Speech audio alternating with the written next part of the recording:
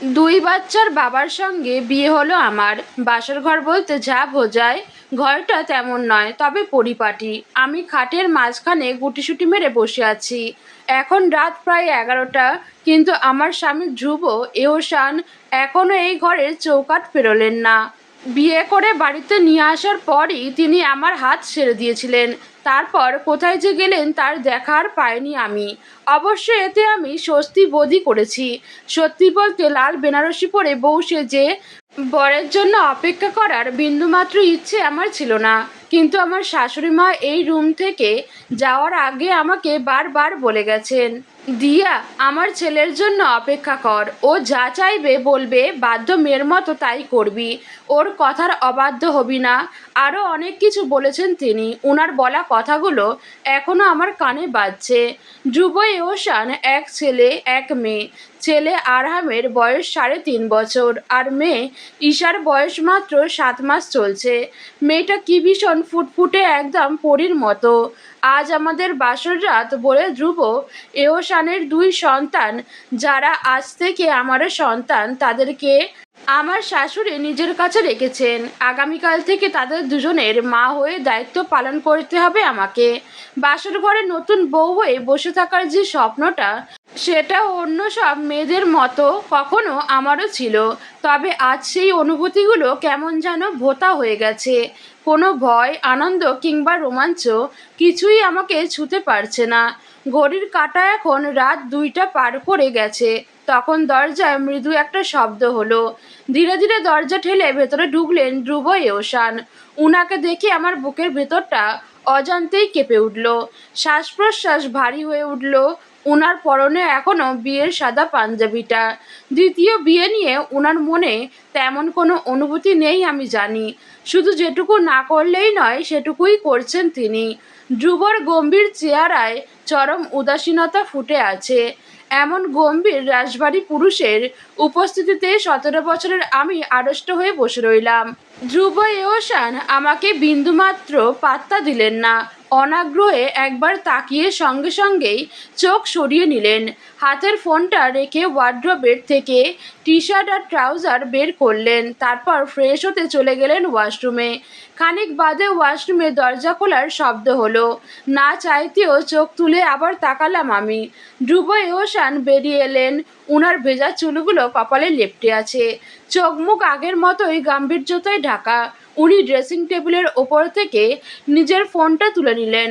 তারপর দরজার দিকে পা বাড়ালেন। দরজার হাতলে হাত রেখে একটু থামলেন। তারপর না ফিরেই রাশভারী গলায় বললেন, আমি পাশের রুমে থাকবো। এই শাড়িটারি চেঞ্জ করে ফ্রেশ হয়ে ঘুমিয়ে পড়ো। আর মনে রেখো, আমি এই ঘরে একজন মাকে এনেছি, কোনো স্ত্রীকে নয়। তবে তুমি সবই পাবে, থাকা, খাওয়া, পড়াসহ যাবতীয় কোনো কিছুর অভাব তোমার হবে না। কিন্তু আমার কাছে এর চেয়ে বেশি কিছু পাওয়ার আশা কোনোদিন করবে না। কথাগুলো বলেই উনি আর এক মুহূর্তও দাঁড়ালেন না। দরজা ভেজিয়ে দিয়ে চলে গেলেন পাশের রুমে। উনার এই কথাগুলো আমার বুকে গিয়ে বিন্দুমাত্র আঘাত করল না। কারণ যে মেয়ের নিজের বলতে কেউ নেই, কিচ্ছু নেই, এতিম আর অসহায়, তার কোনো অহংকার বা অভিমান করার বিলাসী অধিকার থাকে না। আজ থেকে আমার একটা নতুন পরিচয় তৈরি হলো। আমি একজন মা। হ্যাঁ, আমি 17 বছর বয়সেই 2টো বাচ্চার মা হয়ে গেলাম। একটা বড় দীর্ঘশ্বাস ফেললাম। আমার তিক্ত অতীত আর বর্তমানের এই কঠিন জাঁতাকলে পিষ্ট হয়েও আমার চোখ দিয়ে এক ফোঁটা পানি বের হলো না, বরং বুকের ভেতরটা কেমন যেন হালকা লাগছে। ধ্রুব এহসান এই রুমে থাকলে সে অস্বস্তি আর ভীতি আমাকে গ্রাস করত। উনার চলে যাওয়ার তার চেয়ে অনেক বেশি স্বস্তি পাচ্ছি আমি। বিছানা ছেড়ে নেমে দরজাটা লাগিয়ে দিলাম ভেতর থেকে। এতটা সময় ধরে বসে থাকার কারণে মাজা ধরে গেছে, হাঁটু দুটো কটকট করে ফুটছে। ড্রেসিং টেবিলের সামনে এসে দাঁড়াতেই নিজের প্রতিবিম্বের দিকে নজর আটকালো আমার। বউ সাজে প্রথমবারের চেয়ে দ্বিতীয়বারে কি আমাকে বেশি সুন্দর লাগছে? লাগছে না বোধহয়। নতুন বউকে যেভাবে সাজানো হয় সেভাবে তো সাজেনি। কোনো প্রসাধনী ব্যবহার করিনি। শুধু শাড়ি, দোপাট্টা আর কিছু গয়না পরে আছি। শাড়ি পরিবর্তন করে হাত মুখ ধুয়ে এসে লাইট নিভিয়ে শুয়ে পড়লাম আমি। চোখ জোড়া বন্ধ করে রাখলেও ঘুমের হদিশ নেই। অন্ধকার রুমে আর ফ্যানের শো শো শব্দের মাঝে বারবার মনে হচ্ছে জীবনটা যেন আমাকে অনেক আগেই বড় করে দিয়েছে। যে বয়সে অন্যরা ভবিষ্যৎ নিয়ে স্বপ্ন দেখে, সেই বয়সেই আমি শিখে গেছি সব স্বপ্ন পূর্ণতা পায় না। বুকের ভেতরটা হঠাৎ ভারী হয়ে এলো। মায়ের কথা খুব মনে পড়ছে আজ। মা থাকলে কি আজ খুশি হতেন, নাকি এই বিয়েটা হতেই দিতেন না? মা একদিন বলেছিলেন, দিয়া, জীবন সবসময় তোর ইচ্ছে মতো চলবে না। কঠিন সময় আসবে, কিন্তু ভেঙে পড়া যাবে না। মা যদি আজ থাকতেন, তাহলে আমার মাথায় হাত রেখে বলতেন, দিয়া, ভয় পাস না, সব ঠিক হয়ে যাবে। মা নেই আজ, এই কথাটা বলার মতো কেউ নেই। আমার মা আমাকে কঠিন সময়ে ভেঙে পড়তে নিষেধ করলেও নিজে ঠিকই ভেঙে পড়েছিলেন। চোখের কোণে জমে থাকা পানিটুকু মুছে ফেললাম। না কাঁদলে চলবে না, কারণ এখন আমার শুধু নিজের কথা ভাবলে হবে না। আজ ধ্রুব এওসানের অবহেলা আর রুক্ষ কথাগুলো অন্য কোনো মেয়ের আত্মসম্মানে আঘাত হানত। তাকে হয়তো সারা রাত ধরে কাঁদাতো, কিন্তু আমার কাঁদার মতো আর অবশিষ্ট কিছুই নেই। মা মারা যাওয়ার পর পর আমার আত্মসম্মানও মরে গেছে। আত্মসম্মান না মরলে এতদিনে আমি মরে যেতাম। যে মেয়ে এই ছোট্ট জীবনের প্রতিটি পদে পদে বারবার অপমান অপদস্থ হয়েছে, তার কাছে ধ্রুবর এই উপেক্ষা তো অত্যন্ত নগণ্য। তিনি এ ঘরে একজন মাকে এনেছেন, স্ত্রীকে নয়। বেশ তো, আমার নিজের বলতে তো এখন আর কেউ নেই। ওই দুটো মাতৃহীন বাচ্চাকে আঁকড়ে ধরেই না হয় আমি আমার বাকি জীবনটা পার করে দেব। ওদের মাঝেই খুঁজে নেব আমার বেঁচে থাকার নতুন কারণ। ধ্রুব এওসানের প্রথম সংসার ভেঙেছে মাত্র 3 মাস আগে। উনার প্রথম স্ত্রী নীলিমা, যাকে উনি বড্ড বেশি ভালোবাসতেন, সেই স্ত্রী অন্য একজনকে ভালোবেসে স্বামী, সন্তান আর সাজানো সংসারের সব মায়া ছেড়ে চলে গেছেন নিজের ভালোবাসার মানুষের কাছে। শুনেছি ওনার প্রথম স্ত্রী নাকি বিয়ের আগে থেকেই তার প্রেমিকের সঙ্গে সম্পর্ক ছিল। তার বাবা মা এক প্রকার জোর করেই ধ্রুবর সঙ্গে বিয়ে দিয়েছিলেন তাকে। ধ্রুব এ বিষয়ে কিছু জানতেন না। বিয়ের পর সব কিছু ঠিকঠাকই চলছিল। ধ্রুবর ছেলে আরামের যখন 2 বছর বয়স, তখন সামাজিক যোগাযোগ মাধ্যমে নীলিমার আবার যোগাযোগ হয় তার প্রেমিকের সঙ্গে। পুরনো প্রেমিকের সঙ্গে পরকীয়া শুরু করে নীলিমা। স্বামী, সন্তান, সংসার, কোনো কিছুর প্রতিই আর তার খেয়াল নেই। একদিন প্রমাণসহ হাতে নাতে নীলিমাকে ধরে ফেলেন ধ্রুব। প্রিয় স্ত্রী এমন সত্য সে নাকি মেনেই নিতে পারছিল না। তখন তাদের ডিভোর্স হতে হতে হয়নি। নীলিমার বাবা মা কোনোভাবেই চাননি নীলিমা আর ধ্রুবর সংসার ভেঙে যাক। ধ্রুবর বাবা মা প্রথমে হম্বিতম্বি করলেও পরে আরহামের কথা ভেবে দমে গিয়েছিলেন। নীলিমাও নিজের ভুল স্বীকার করে বারবার মাপ চায় ধ্রুব আর তার পরিবারের কাছে। নিজের সন্তান আর ভালোবাসার মুখের দিকে তাকিয়ে ধ্রুব দ্বিতীয় সুযোগ দেন নীলিমাকে। এরপর 3 জনের সুখের সংসার শুরু হয় আবার। ধ্রুব ভুলে গিয়েছিল স্ত্রীর সব দোষ আর ভুল। নীলিমা দ্বিতীয়বারের মতন অন্তঃসত্ত্বা হয়। দ্বিতীয় বাচ্চা নেওয়ার জন্য ধ্রুব আর নীলিমার বাবা মা এক প্রকার চাপই দিচ্ছিলেন তাকে। তাদের ধারণা ছিল আরেকটা বাচ্চা হলে নীলিমা তাদের নিয়ে ব্যস্ত হয়ে যাবে, উল্টোপাল্টা কিছু ভাবার আর সময় পাবে না। তাদের ভাবনাটাকে বুড়ো আঙুল দেখিয়েছিল নীলিমা। ধ্রুবর মেয়ে ঈশার যখন 3 মাস বয়স, তখন নীলিমা ধ্রুবর কাছে ডিভোর্স চেয়ে বসে। তার আর এই সংসার ভালো লাগছে না। ছেলে মেয়ে আর ধ্রুব কাউকেই সহ্য হয় না। সে তার প্রেমিককে বিয়ে করবে, তাকে ছাড়া বাঁচবে না সে। সে এই বিয়েতে রাজি ছিল না। তার বাবা মা জোর করে তাকে বিয়ে দিয়েছিল। সে মানিয়ে নেওয়ার চেষ্টা করেছে, কিন্তু এখন আর পারছে না। মাত্র 1 মাসের ব্যবধানে ডিভোর্স হয়ে যায় দুজনের। ডিভোর্সের পর থেকে আরাম আর ঈশা গ্রামে আমার শ্বশুর শাশুড়ির কাছে রয়েছে। সংসার সামলে ছোট্ট ছোট্ট দুজন বাচ্চাকে লালন পালন করতে গিয়ে আমার মধ্যবয়স্ক শাশুড়ি হিমশিম খাচ্ছিলেন। ধ্রুব ঢাকায় থাকেন, ওখানেই তার কর্মস্থল। একটা প্রাইভেট কোম্পানির উচ্চপদে কর্মরত। নিজের যোগ্যতায় প্রতিষ্ঠিত, ভালো বেতন, সম্মান সবই আছে তার। ধ্রুবর ছোট ভাই নক্ষত্র পড়াশোনা করেন ঢাকায়। বোনের বিয়ে হয়ে গেছে। শুনেছি প্রথমবার ঠকে যাওয়ার পর ধ্রুব এওসান আর বিয়ে করতে চাননি, কিন্তু বাবা মায়ের অনুরোধ আর ছোট ছোট দুটো সন্তানের দিকে তাকিয়ে শেষ পর্যন্ত বিয়ে করতে রাজি হন তিনি। আমি অত আধুনিক মেয়ে নই, গ্রামে জন্ম আর গ্রামেই বেড়ে ওঠা। মাথার ওপর ছাদ নেই, পায়ের নিচে শক্ত মাটি নেই, পাশে দাঁড়ানোর মতন কেউ নেই। প্রতিবেশী হওয়ায় ধ্রুবর বাবা মা জানতেন আমি কেমন মেয়ে। চোখের সামনে উনারা বড় হতে দেখেছেন আমাকে। উনাদের আমি ডাকতাম কাকা কাকি বলে। ধ্রুবর বাবা মা, ধ্রুবর স্ত্রী আর তার দুই সন্তানের মা হিসেবে আমাকেই বোধহয় উপযুক্ত মনে করেছিলেন। তাই তো এই বিয়েটা হয়েছে শেষ পর্যন্ত। আমি ধ্রুব এওসানের দুই সন্তানের মা হতে পারলেও তার স্ত্রী হতে পারবো না কখনো। আমার মাথার ওপর ছাদ আর পায়ের নিচে শক্ত মাটির প্রয়োজন ছিল, যা আমি পেয়েছি আজ। ধ্রুবর ছোট ছোট দুই সন্তানের জন্য মা প্রয়োজন ছিল, যা উনিও পেয়েছেন। নীলিমার চরম বিশ্বাসঘাতকতা, বিশেষ করে দ্বিতীয়বার সুযোগ পাওয়ার পর মাত্র 4 মাসের কন্যা সন্তানকে ফেলে চলে যাওয়াটা ধ্রুবকে ভেতর থেকে ভেঙে দিয়েছে। যে মানুষটাকে সে নিজের জীবনের চেয়েও বেশি ভালোবেসেছিল, যার সব অপরাধ ক্ষমা করে আবারও বুকে টেনে নিয়েছিল, সেই মানুষটাই শেষ পর্যন্ত ধ্রুবর বিশ্বাসের ভিতরটাকে একদম গুঁড়িয়ে দিয়েছে। নীলিমা শুধু একটি সাজানো সংসারই ভাঙেনি, ভেঙেছে ধ্রুবর ভালোবাসার ওপর বিশ্বাস। নির্মমভাবে খুন করে গেছে আগের ধ্রুব এহসানকে। ধ্রুবর এই রুক্ষতা আর উদাসীনতা আসলে কোনো অহংকার নয়, বরং নিজেকে আবার নতুন করে না ঠকানোর এক কঠিন আত্মরক্ষা। ভোরের আলো ফুটতেই দরজায় মৃদু করাঘাত হলো। সারা রাত ঘুমাতে পারিনি আমি। জীবনের ঝড়ঝাপটা, উত্থান পতন নিয়ে ভাবতে ভাবতেই ফজরের আজান দিয়ে দিয়েছিল। নামাজ আদায় করে বসে আছি জায়নামাজে। বসা থেকে উঠে জায়নামাজটা ভাঁজ করে আলনায় রেখে দরজার দিকে এগোলাম। দরজা খুলতেই দেখি সামনে শাশুড়ি মা দাঁড়িয়ে আছেন। উনার কোলে 7 মাসের ফুটফুটে ঈশা। বাচ্চাটা মায়াবী চোখ জোড়া মেলে আমার দিকে তাকিয়ে আছে। কি আদুরে একটা বাচ্চা, দেখলেই আদর করতে ইচ্ছে করে শুধু। ঈশা আমাকে মোটামুটি চেনে। আম্মা ঈশা আর আরহামকে নিয়ে মাঝে মধ্যে বিকেলবেলা ফজল কাকার বাড়িতে হাঁটতে যেতেন। তখন সুযোগ পেলে ঈশাকে কোলে নিতাম, আদর করতাম। আরহামকেও নিতাম, সেও আমাকে চেনে। আরহাম আগে আমাকে ফুপু বলে ডাকতো, অবশ্য গতকাল দাদা দাদি শিখিয়ে দেওয়ায় আম্মু বলে ডেকেছিল। আম্মা মৃদু হেসে বললেন, উঠেছিস? এই নে, তোর মেয়েকে তুই রাখ, আমি রান্নাটা সেরে ফেলি। আমি ঈশাকে আমার কোলে তুলে নিলাম। নরম তুলতুলে বাচ্চাটাকে কোলে নিতেই বুকের ভেতরটা কেমন এক অদ্ভুত মায়ায় ভরে উঠল। আগে এমন অনুভূতি হতো না ঈশাকে কোলে নিলে। গতকাল হয়েছে, আবার আজকেও হচ্ছে। এটা বোধহয় মা হওয়ার অনুভূতি। আমার রুমের ভেতরে এক পলক তাকিয়েই কেমন থমকে গেলেন। কিছুটা অবাক হয়ে রুমের চারপাশটা দেখে নিয়ে জিজ্ঞেস করলেন, ধ্রুব কোথায়?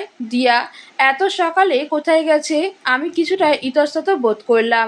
মাথা নিচু করে বললাম, আম্মা উনি পাশের রুমে ঘুমাচ্ছেন। পাশের রুমে মানে? ও কি রাতে তোর সঙ্গে ছিল না?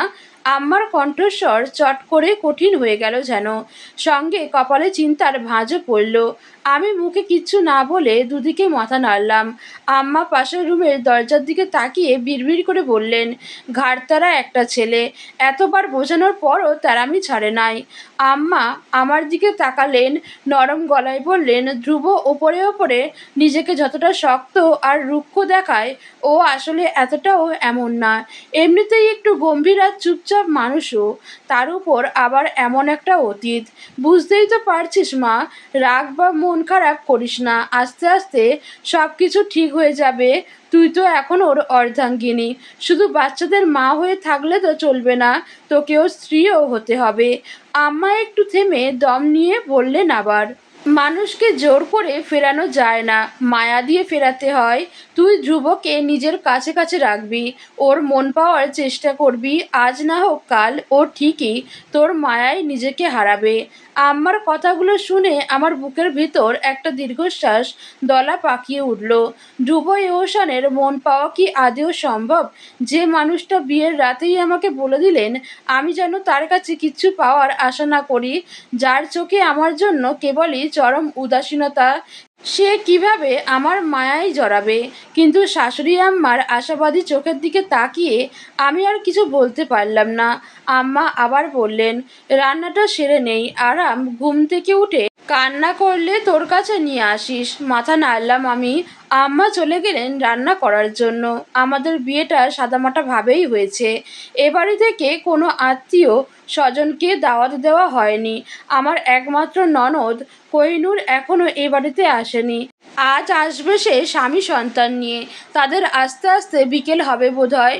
শুনেছি আমার ননদ এই বিয়েতে রাজি ছিল না। তার ভাইয়ের পাশে আমাকে মানায় না। আমার চেয়ে অনেক ভালো মেয়ে পাওয়া যাবে তার ভাইয়ের জন্য। আব্বা আম্মা তার মতের বিরুদ্ধে গিয়ে বিয়ে ঠিক করায় সে রাগ করে বলেছিল আসবে না। গতকাল সন্ধ্যার পর কল করে জানিয়েছে আজ আসবে। রুমের ভেতরে এসে ঈশাকে নিয়ে বিছানায় বসলাম আমি। চোখ জোড়া জ্বলছে, ঘুম ঘুম পাচ্ছে এখন। ঈশা বাম হাতে 3টা আঙুল চুষতে চুষতে ড্যাব ড্যাব করে তাকিয়ে আছে আমার মুখের দিকে। আমি মলিন মুখে জোরপূর্বক হাসি ফুটিয়ে বললাম, কি হয়েছে আম্মু? ঈশাও হাসলো আমার সঙ্গে।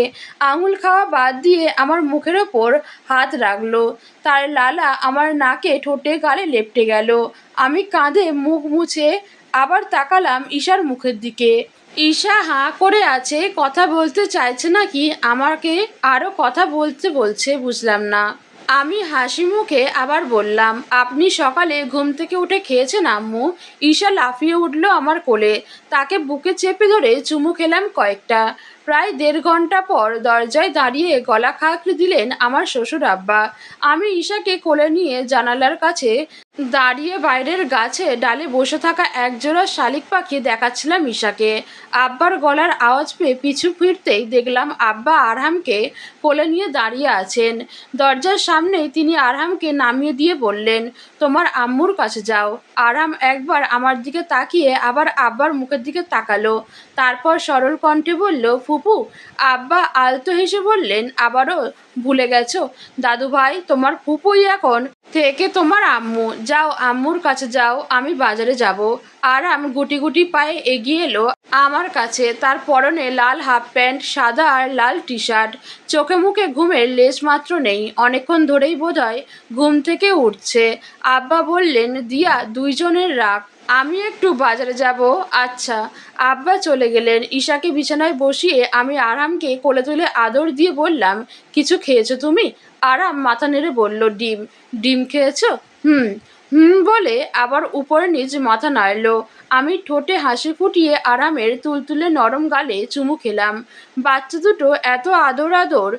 ধ্রুবর জন্য না হলেও বাচ্চা দুটোর জন্য হলেও তো এই সংসারে থেকে যেতে পারতো নীলিমা।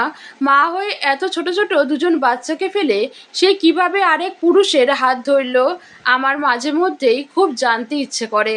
বাচ্চা দুটোকে ছেড়ে থাকতে কি নীলিমার একটুও কষ্ট হয় না? ঈশার মুখের আমাম আওয়াজ শুনে আমি তার মুখের দিকে তাকালাম। কেমন মায়া মায়া চোখে তাকিয়ে আম আম করছে মেয়েটা। ওই চোখে তাকিয়ে আবারও হৃদয় দুলে উঠল আমার। আরহামকে বিছানায় বসিয়ে দিয়ে আমিও বসলাম। ঈশাকে কোলে তুলে নিয়ে আরহামকে কাছে টেনে আনলাম। আরহাম বোনের হাত ধরে চুমু খেলো। তারপর বুনু বুনু বলে ডাকতে লাগলো। ঈশা খুশিতে লাফাতে লাগলো আবার। আরহামও উচ্ছ্বাসিত হয়ে ডাকতে লাগলো বোনকে। ধ্রুব এহসান রুমে ঢুকলেন বেলা 12টার পর। উনার চুলগুলো উস্কো খুস্কো, চোখে মুখে এখনও ঘুমের লেশ। সম্ভবত মাত্রই ঘুম থেকে উঠে আসলেন। বিছানার দিকে তাকিয়ে ঘুমন্ত আরহাম আর ঈশাকে দেখে উনার পায়ের গতি আরও কিছুটা ধীর হয়ে গেল। কিছুক্ষণ ছেলেমেয়ের দিকে তাকিয়ে থাকার পর ওয়ার্ড্রপ থেকে নিজের জামাকাপড় বের করে ওয়াশরুমে প্রবেশ করলেন। দুজনকে ঘুম পাড়িয়ে আমিও কখন ঘুমিয়ে পড়েছিলাম বুঝতে পারিনি। হুট করেই ঘুম ভেঙে গেছে আবার। হাত মুখ ধোয়ার জন্য শোয়া থেকে উঠতেই ধ্রুব ভেতরে প্রবেশ করলেন। সকালে অনেক প্রতিবেশী আমাকে দেখতে এসেছিলেন। অবশ্য তাদের চোখের সামনেই আমি বড় হয়েছি। সমাজে একটা প্রচলিত কথা আছে, একজন মানুষকে নাকি 3টার সময় অন্য মানুষরা দল বেঁধে দেখতে আসে। প্রথমবার জন্মের পর, দ্বিতীয়বার বিয়ের পর, আর শেষবার মৃত্যুর পর। এরা আমাকে ইতিমধ্যেই 3বার দেখে নিয়েছে। এভাবে দলে দলে এসে, ও 3বার না তো 4বার দেখে নিল। ধ্রুব এহসানের বউ হওয়ায় নতুন করে দেখতে এসেছিল আবার। বেশ কয়েকজন নাক সিটকে কপাল ভাঁজ করে ফেলে বলছে, দুনিয়ায় কি আর কোনো মাইয়া চোখে পড়ে নাই এই বাড়ির মানুষের? এত সুন্দর পোলা, তার উপর কত বড় চাকরি করে, এই পোলার লগে এইটা কি মাইয়া আনলো মাস্টারে। পোলায় একটা বিয়া করছিল, তাতে কি হয়েছে, সোনার আংটি বেকা হইলেও দামি।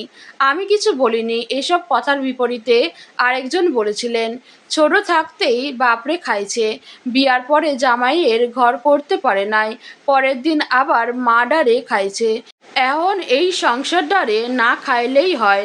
এমন অপয়া অলক্ষী মাইয়ারে কেন যে এই সোনার সংসারে আনলো বুঝবার পারতেছি না। এই কথাগুলো শোনার পর বুক ভেঙে কান্না আসতে চাইছিল আমার, চোখে পানি চলে এসেছিল, কিন্তু কাউকে কিছু বলার রুচি হচ্ছিল না।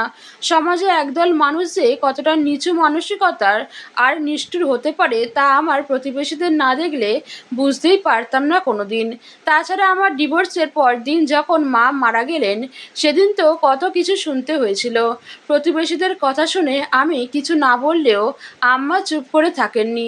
তিনি শুনে ফেলেছিলেন সব কথা। সকলের কথার জবাব দিয়ে রাগারাগি করে সবাইকে বাড়ি থেকে বের করে দিয়েছেন। এরপর আরও কয়েকজন এসেছিল আমাকে দেখার জন্য, কিন্তু আম্মা এই রুম পর্যন্ত আসতে দেননি কাউকে। সিঁড়ির কাছ থেকে ফিরিয়ে দিয়েছেন সকলকে। আমার মাথায় হাত বুলিয়ে বলেছেন, মানুষের কথায় কান না দিতে, মন খারাপ না করতে, কেউ যদি বেশি বাড়াবাড়ি করে তাহলে যেন মুখের উপর জবাব দিয়ে দেয়। আমার শাশুড়ি যে ভীষণ ভালো মনের মানুষ, সেটা আমি আজকের আবারও বুঝতে পেরেছি। এভাবে ছেলের বউয়ের পক্ষ নিয়ে কাউকে কোনোদিন কথা বলতে দেখেনি। উল্টো সবাই সবার ছেলের বউকে নিয়ে একে অপরের কাছে গীবত করে। ঈশা ঘুম থেকে উঠে গেল, চোখ বন্ধ রেখেই কাঁদছে সে। আমি ব্যস্ত হয়ে তার ভেজা প্যান্ট পাল্টে দিয়ে কোলে তুলে আদর করতে করতে কান্না থামানোর চেষ্টা করতে লাগলাম। তার কান্না শুনে আরাম ঘুম থেকে উঠে গেল। সেও হু হু করে কাঁদতে লাগলো, আম্মু আম্মু ডাকতে ডাকতে। দুজনকে নিয়ে পড়লাম মহা ঝামেলায়। এখন আমি কার কান্না থামাবো? এক হাতে ঈশানকে বুকে চেপে ধরে মৃদু ঝাঁকাতে ঝাঁকাতে শান্ত করার চেষ্টা করলাম, অন্য হাতে বাড়িয়ে আরামের মাথায় হাত বুলিয়ে বললাম, আমি এখানেই আছি, কেঁদো না তুমি। আরাম আমার মুখের দিকে তাকালো, তারপর চুপ হয়ে গেল। চোখের পানিতে গাল দুটো ভিজে গেছে তার। আরামকে পুরোপুরি শান্ত করে ঈশাকে নিয়ে পুরো রুমে হাঁটতে লাগলাম। মিনিট দুই বাদেই আমার কাঁধে মাথা রেখে শান্ত হয়ে গেল সে। ধ্রুব এহসান ওয়াশরুম থেকে বেরিয়ে এলেন। ভেজা কাপড় চোপড় বারান্দায় মেলে দিয়ে এসে চুলগুলো আঁচড়ে নিলেন। কয়েক সেকেন্ডের জন্য আমার দিকে তাকালেন, তারপর এগিয়ে এসে আমার কোল থেকে ঈশাকে নিজের কোলে তুলে নিলেন। বাচ্চাকে কোলে নিতেই উনার শক্ত মুখের অবয়বটা যেন কিছুটা নরম হলো। ঈশার কপালে একটা গভীর চুমু খেয়ে নিচু স্বরে বললেন, আমার আম্মাজানের ঘুম ভেঙেছে। ইস! বাবার মুখের দিকে তাকিয়ে থাকলেও কিছু বলছে না। আমি আমতা আমতা করে বললাম, আম্মা আপনাকে খেতে যেতে বলে গেছেন। আমার কথা শেষ হতেই ধ্রুব আরামের দিকে তাকালেন। তার দিকে তাকিয়ে থেকেই গুরুগম্ভীর গলায় বললেন, আরহামকে ফ্রেশ করিয়ে ডাইনিং রুমে নিয়ে এসো। আচ্ছা। উনি ঈশাকে নিয়ে রুম থেকে বেরিয়ে গেলেন। আমি ঈশাকে কোলে নিয়ে বিছানায় বসে আছি এখন। সে একটু আগেই ঘুম থেকে উঠল। আরাম বাবার সঙ্গে মসজিদে গেছেন আসরের নামাজ আদায় করতে। দুজন এখনো ফেরেনি। ধ্রুব খাবার খেয়ে সে যে বের হলেন, এখনো ফেরেননি। নক্ষত্র ভাইয়া বন্ধুদের সঙ্গে ঘুরতে গেছেন, আর আম্মা রান্না করছেন। আম্মার ডাক শুনে আঁচল ঠিক করে রুম থেকে বেরিয়ে এলাম আমি। ড্রয়িং রুমে ঢুকে দেখি আমার ননদ কোহিনূর স্বামী সন্তান নিয়ে সোফায় বসে আছেন। সালাম দিলাম আমি, কেমন আছে জিজ্ঞেস করলাম। দুলাভাই উত্তর দিয়ে আমাকে পাল্টা জিজ্ঞেস করলেন, আমি কেমন আছি। কোহিনূর আপা সালামের জবাব দেওয়া ছাড়া আর কোনো কথা বললেন না আমার সঙ্গে। কেমন রাগী রাগী দৃষ্টিতে তাকিয়ে রইলেন। দুলাভাই হাসি মুখে বললেন, ভাবি আপনি তো এখন বড় হয়ে গেছেন দেখছি। এর আগে যখন দেখেছিলাম তখন অনেকটা ছোট ছিলেন। ভদ্রতা বজায় রাখতে জোরপূর্বক একটু হাসলাম আমি, তবে মুখে কিছু বললাম না। দুলাভাইয়ের মুখে আপনি আপনি শুনতে কেমন যেন লাগছে। দুলাভাইও আমাকে চেনেন। উনি এ বাড়িতে এলে রাস্তায় বের হলে মাঝে মধ্যেই দেখা হয়ে যেত উনার সঙ্গে। তাছাড়া একদিন উনার মেয়ে তোয়া আমাদের বাড়ির পেছনে চলে গিয়েছিল, আর উনারা এদিকে খুঁজতে খুঁজতে অস্থির হয়ে উঠেছিলেন। তখন আমি ক্লাস 8-এ পড়তাম। সকলের ডাকাডাকিতে তোয়ার কানে পৌঁছালেও তোয়া সাড়া দিচ্ছিল না, আর বেরিয়েও আসছিল না। আমি টিফিনের সময় স্কুল থেকে ফিরে বিছানায় বসে ভাত খাচ্ছিলাম। হঠাৎ জানলা দিয়ে বাইরে তাকিয়ে দেখি তোয়া একটা ফড়িং ধরার চেষ্টা করছে। তারপর খাওয়া বাদ দিয়েই তোয়াকে কোলে তুলে মাস্টার বাড়িতে নিয়ে আসি। এসে দেখি মেয়েকে খুঁজে না পেয়ে কোহিনূর আপা কান্না শুরু করেছেন। আমার কোলে তোয়াকে দেখে দুলাভাই আমার পেছন পেছন গেটের ভিতরে প্রবেশ করেন। কোহিনূর আপা মেয়েকে দেখেই আমার কোল থেকে এক প্রকার ছিনিয়ে নিয়ে চুমু খেতে শুরু করেছিলেন। দুলাভাই জিজ্ঞেস করেছিলেন আমি তোয়াকে কোথায় পেলাম। আমি সব কিছু বলার পর দুলাভাই অনেক বেশি খুশি হয়েছিলেন, কৃতজ্ঞতা প্রকাশ করেছিলেন। সন্ধ্যার পর কোহিনূর আপার হাতে অনেকগুলো চকলেট, চিপস, বিস্কুট আর ফলমূল পাঠিয়েছিলেন। মা কোনোভাবেই রাখতে চাননি সেসব। আপা আমাকে বুঝিয়ে রেখে এসেছিলেন সব। সেদিনের পর থেকে রাস্তাঘাটে দেখা হলেই দুলাভাই জিজ্ঞেস করতেন আমি কেমন আছি, পড়াশোনা কেমন চলছে, মা কেমন আছে। কোহিনূর আপাও যে খুব খারাপ বা অহংকারী মানুষ ব্যাপারটা এমন নয়। শুধু উনি উনার ভাইয়ের পাশে আমাকে মানতে পারছেন না, আর মানতে না পারারই কথা। উনারা এত ধনী, উনার ভাই বড় চাকরি করেন, তার উপর সুদর্শন পুরুষ। আমার মতন গরিব ঘরের মেয়ে, বাবা মা একজনও নেই, তার উপর আবার একবার বিয়েও হয়েছিল। এমন মেয়েকে কি উনার ভাইয়ের পাশে মানায়। আপা বিরস মুখে বললেন দিয়া ঈশাকে আমার কাছে দে। আম্মা আপার দিকে তাকিয়ে নারাজ কণ্ঠে বললেন কোহিনূর দিয়া এখন তোর বড় ভাইয়ের স্ত্রী, তাই এখন থেকে দিয়াকে সম্মান দিয়ে ভাবি বলে ডাকবি। আপা খ্যাঁক করে বললেন ওকে ভাবি বলে ডাকবো আমি? হ্যাঁ ডাকবি। দুলাভাই বললেন এত রেগে যাচ্ছ কেন কোহিনূর? আম্মা তো ভুল কিছু বলেননি। আপা নাকের পাটা ফুলিয়ে রাগী চোখে দুলাভাইয়ের মুখের দিকে তাকিয়ে রইলেন। দুলাভাই পাত্তা দিলেন না আপার এমন রাগী চোখে। জুসের একটা গ্লাস হাতে নিয়ে আমার দিকে বাড়িয়ে ধরে বললেন ভাবি বসে জুস খান। আমি দুদিকে মাথা নেড়ে বললাম খাবো না দুলাভাই, আপনি খান। আমি তো খাচ্ছি, আপনি এটা খান। আম্মা বললেন দিয়া সাহেব বড় মুখ করে সাধছে খা। আমি ঈশাকে আপার কোলে দিয়ে জুসের গ্লাসটা হাতে নিলাম। আরেকটা গ্লাসে জুস ঢেলে আম্মার হাতে দিয়ে বললাম খাওয়ার জন্য। তারপর আম্মাকে সঙ্গে নিয়েই সোফায় বসলাম। আমার জুস খাওয়া শেষ হওয়ার আগেই আব্বার সঙ্গে ড্রয়িং রুমে প্রবেশ করল আরহাম। আব্বা আর আরহামকে দেখার পর আমার মুখের অন্ধকার ভাব কিছুটা কমলো। আব্বার সঙ্গে কথা বলার পর আরহামকে যখন কাছে ডাকলেন তখন আরহাম আপার দিকে না এগিয়ে আব্বার হাত ধরে দাঁড়িয়ে রইল। আরহাম এগোচ্ছে না দেখে আপা মিষ্টি স্বরে ডাকলেন আবার আরহাম সোনা ফুপির কাছে এসো। আব্বা আরহামকে আপার দিকে এগিয়ে দিয়ে বললেন দাদুভাই তোমার ফুপির কাছে যাও। আরহাম তবুও না এগিয়ে শক্ত হয়ে দাঁড়িয়ে রইল। আপা উঠে দাঁড়িয়ে আরহামকে কাছে টেনে নিলেন। দীর্ঘ পথ সফর করে আপা ক্লান্ত হয়ে পড়েছেন। কিছুক্ষণ বসার পর আপা ছেলেমেয়ে আর স্বামীকে নিয়ে ফ্রেশ হতে গেলেন। আমি আম্মাকে রান্নার কাজে সাহায্য করতে চাইলে আম্মা নাকচ করে দিলেন, বললেন ঈশা আর আরহামকে সামলাতে, রান্নাটা আম্মা একাই সামলে নিতে পারবেন। বাড়িতে আসার পর চুপচাপ থাকলেও সন্ধ্যার পর ঝামেলা শুরু করলেন আপা। রাগারাগি করতে লাগলেন আমাকে এই বাড়ির বউ করে আনায়। বারবার বলতে লাগলেন আমার কোনো যোগ্যতা নেই এ বাড়ির আর তার ভাইয়ের বউ হওয়ার। তার ভাইয়ের জন্য আমার চেয়ে 1000 গুণ ভালো মেয়ে পাওয়া যেত। 4 জন মানুষ মিলেও থামাতে পারলেন না আপাকে। ধ্রুব চোয়াল শক্ত করে চুপ হয়ে বসে আছেন। উনার কোলে আরহাম, আমি আম্মার পাশে বসে আছি মাথা নিচু করে। ঈশা আম্মার কোলে। আপার 2 ছেলে মেয়ে ঘুমিয়ে পড়েছে কিছুক্ষণ আগেই। আমি এখানে আসতে চাইনি, আম্মা জোর করে নিয়ে এসেছেন।